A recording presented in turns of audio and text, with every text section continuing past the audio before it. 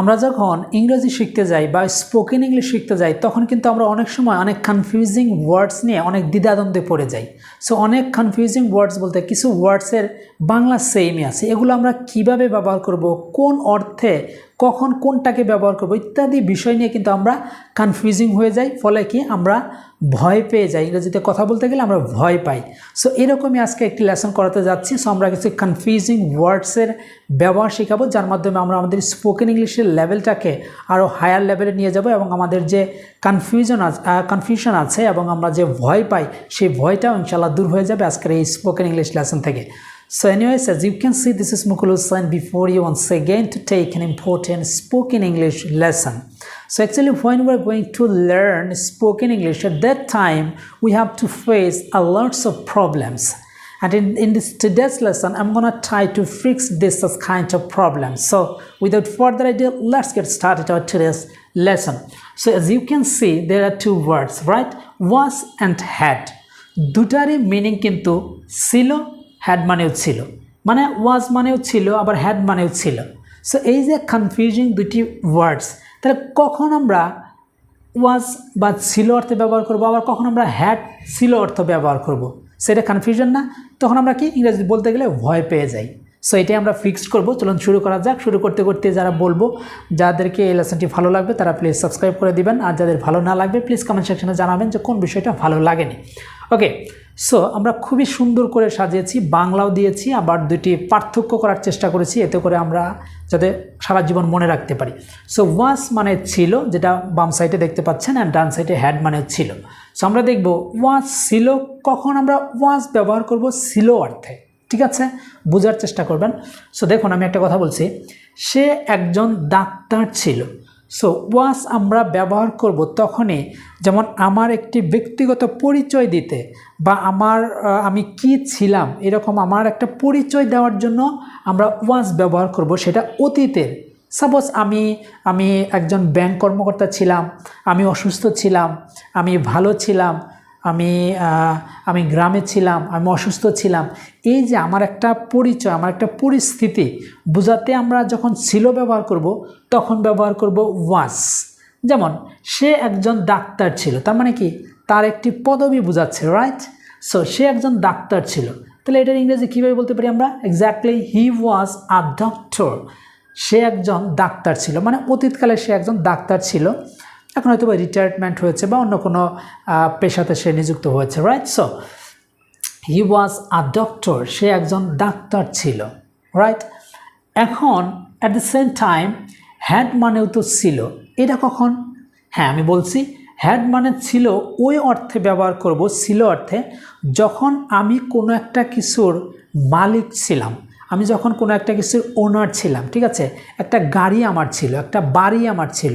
So এই যে মালিকানা বোঝাতে আমরা হ্যাড মানে ছিল অর্থে ব্যবহার করব। ঠিক আছে, আশা করি বুঝতে পেরেছেন। যেমন আমার একজন ডাক্তার ছিল, দেখুন এখানে বলছে সে একজন ডাক্তার ছিল, that means he was a doctor, সে একজন ডাক্তার ছিল। আর এখানে বলছি আমার একজন ডাক্তার ছিল, অর্থাৎ অনেক সময় ফ্যামিলি ডাক্তার থাকে না, যে আমার একজন ডাক্তার ছিল, ঠিক আছে, আমার একজন পরিচিত ডাক্তার ছিল, সে যে আমার একজন ডাক্তার ছিল, দ্যাট মিনস আমার একজন ডাক্তার ছিল, তার মানে আমি বোঝাচ্ছি আমার মালিকানা বোঝাচ্ছি, তাই না? আমার একটা ডাক্তার ছিল, রাইট? সো এটাকে আমরা বলতে পারি তখন আই হ্যাড আ ডক্টর, আমার একটি ডাক্তার ছিল বা আমার একজন ডাক্তার ছিল। ঠিক আছে, আশা করি পার্থক্য বুঝতে পেরেছেন। আমার বাহ্যিক পরিচয় ব্যবহার করতে আমি কি ছিলাম, আমি কেমন ছিলাম বোঝাতে ওয়াজ ব্যবহার করব ছিল অর্থে।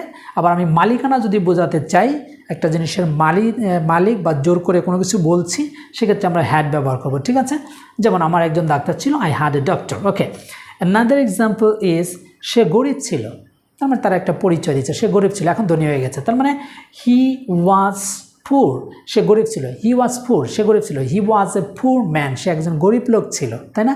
সো আই ওয়াজ পুর, আমি গরিব ছিলাম। এখন যদি বলি সে গরিব ছিল, হি ওয়াজ পুর, সে গরিব ছিল। এখন আমি যদি বলি আমার একটি গাড়ি ছিল, মালিক আমার একটি গাড়ি ছিল, এটাকে বলতে পারি আই হ্যাড আ কার, আমার একটি গাড়ি ছিল। আমার একটি বাড়ি ছিল, আই হ্যাড এ হাউস, আমার একটি বাড়ি ছিল। সো ইত্যাদি মালিকানা বোঝাতে। ঠিক আছে, সো এটা আমরা দেখি সে আমার বোন ছিল, সো সে আমার বোন ছিল। ঠিক আছে, ওটা আমার রাস্তায় গতকালকে একজন লোকের সাথে আমার দেখা হয়েছিল। সাপোজ আমরা দুই বন্ধু যাচ্ছিলাম, হঠাৎ করে আমার বোনের সাথে দেখা হয়েছিল।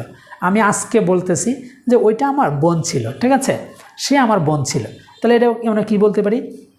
শি ওয়াজ মাই সিস্টার, সে আমার বোন ছিল। শি ওয়াজ মাই সিস্টার, সে আমার বোন ছিল। এখানে কিন্তু মালিক বোঝাচ্ছে না, ওনার বা দাবি করছি না, সে আমার বোন ছিল, একটা পরিচয় দিচ্ছি।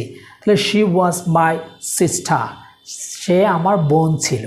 এখন আমি যদি বলি আমার একটা বোন ছিল, সো দেখুন এখানে বলছে সে আমার বোন ছিল, তার মানে একটা পরিচয় দিচ্ছে, সে আমার বোন ছিল। সে কে ছিল? সে আমার বোন ছিল। শি ওয়াজ মাই সিস্টার, সে আমার বোন ছিল। সে আমার ভাই ছিল। হি ওয়াজ মাই ব্রাদার, সে আমার ভাই ছিল, ঠিক আছে। ওকে, এইবার এনে বলছে আমার একটা বোন ছিল। সো আমার একটা বোন ছিল, আমি দাবি করছি আমার একটা বোন ছিল, ঠিক আছে। সে অসুস্থ হয়ে গেছে, মারা গেছে, এরকম কিছু। আমার একটা বোন ছিল, তখন আমরা ব্যবহার করব আই হ্যাড আ সিস্টার, আমার একটা বোন ছিল। আই হ্যাড এ সিস্টার, আমার একটা বোন ছিল, ঠিক আছে। এটা কিন্তু একটা মানে অধিকার খাটানো বোঝাচ্ছে, ঠিক আছে। আই হ্যাড এ সিস্টার, আমার একটা বোন ছিল। সো এখানে একটা বিষয় বলে দিচ্ছি, ওয়াজ কখনো কখনো ওয়াজের পরিবর্তে ওয়ারও থাকতে পারে। ওয়ার মানেও কিন্তু ছিল। ওয়ার হচ্ছে প্লুরালের ক্ষেত্রে, এই হি বা শির পরে আমরা ওয়াজ ব্যবহার করি, আর দেই, উই এর পরে আমরা ব্যবহার করি ওয়ার, ঠিক আছে। যেমন যদি বলি আমরা একজন ডাক্তার ছিলাম, তাহলে উই ওয়ার ডক্টর, তখন এ বলা যাবে না, উই ওয়ার ডক্টর, আমরা ডাক্তার ছিলাম। উই ওয়ার ডক্টর, আমরা ডাক্তার ছিলাম, ঠিক আছে। তারপর বলতে পারি উই ওয়ার ফোর, আমরা গরিব ছিলাম। সো এই যে উইয়ের পরে ওয়ার হয়, দের পরে ওয়ার হয়, অর্থাৎ সাবজেক্ট প্লুরাল হলে ভার্বটি প্লুরাল হবে, ঠিক আছে। সো আরও কিছু গুরুত্বপূর্ণ ব্যবহার রয়েছে যেটা আমরা দেখে নিব। যেমন এখানে যে ব্যবহারটি লিখেছি ওয়াজ মানে ছিল, আরেকটা অর্থে ব্যবহার করতে পারি, সেটা হচ্ছে যে আমি কাজ করছি, আমি কি করছিলাম। অতীতে কোনো একটা অ্যাকশন করাকে বোঝায়, ঠিক আছে। যে অতীতকালে আমি একটা কাজ করছিলাম, অতীতকালে আমি একটা জিনিস দেখছিলাম, আমি হাঁটছিলাম, আমি খাচ্ছিলাম, এই যে অতীতকালে একটা কাজ করছিলাম সেটা বোঝাতেও কিন্তু ওয়াজ ব্যবহার হয়। যেমন আমি খেলছিলাম, কি আমি একটা কাজ করছিলাম, ঠিক আছে। অতীতকালে আমি একটা কাজ করছিলাম, তাহলে বলতে পারি I was playing, I was playing. দেখুন এখানে ওয়াজ ব্যবহার করেছি আমি খেলছিলাম অর্থে, আই ওয়াজ প্লেইং। মনে রাখতে হবে তখন ওয়াজের পরে একটা মানে আরেকটা ভার্ব হবে, কোনো একটা কাজ চলছিল যেহেতু ভার্বিং করছে, ভার্বের প্রেজেন্ট ফর্মের সাথে ING. Okay, I was playing, আমি খেলছিলাম। আই ওয়াজ সিঙ্গিং, আমি গান গাচ্ছিলাম। আই ওয়াজ ওয়াকিং, আমি হাঁটছিলাম। আই ওয়াজ রানিং, আমি দৌড়াচ্ছিলাম, ইত্যাদি। আপনার যে কথাটা মনে চায়, জাস্ট ফিয়ারলেস, আপনি ভয়বিহীন কথা বলে যান, তাইলেই হয়ে যাবে, ঠিক আছে। জাস্ট প্র্যাকটিস করুন আজকের থেকেই, যা শিখছেন এটা নিয়েই, যা জানেন এটা নিয়ে বলা শুরু করবেন। মানে আপনি ভুল করবেন, it's okay, no problem, but আপনাকে you have to try to speak in English in a public place, ঠিক আছে।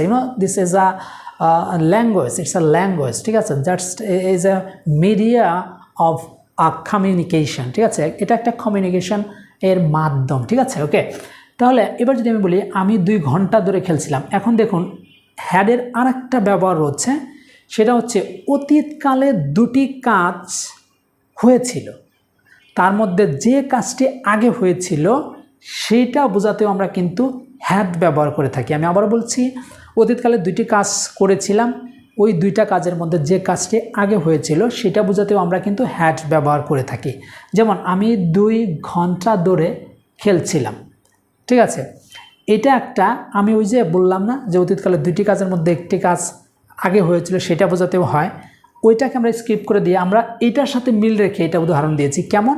সো অতীতকালে কোনো একটা কাজ নির্দিষ্ট সময় ধরে চলছিল, এরকম বোঝাতেও কিন্তু হ্যাড ব্যবহার করে থাকি, ঠিক আছে। এটা মনে রাখতে হবে যে যেহেতু এটা কন্টিনিউয়াস দিছি, এইটাও আমরা কন্টিনিউয়াস দিয়ে একটা করছি, যে অতীতকালে কোনো একটা কাজ বা কোনো একটা জিনিস দীর্ঘ সময় ধরে, নির্দিষ্ট সময় ধরে চলছিল। যেমন আমি 2 ঘন্টা ধরে খেলছিলাম, তার মানে তখন কিন্তু আমি ওয়াজ দিয়ে দিতে পারবো না, আমি 2 ঘন্টা ধরে খেলছিলাম, তখন হ্যাডের একটা ব্যবহার মানে আছে। যেমন I had been playing for 2 hours, আমি 2 ঘন্টা ধরে খেলছিলাম, ঠিক আছে।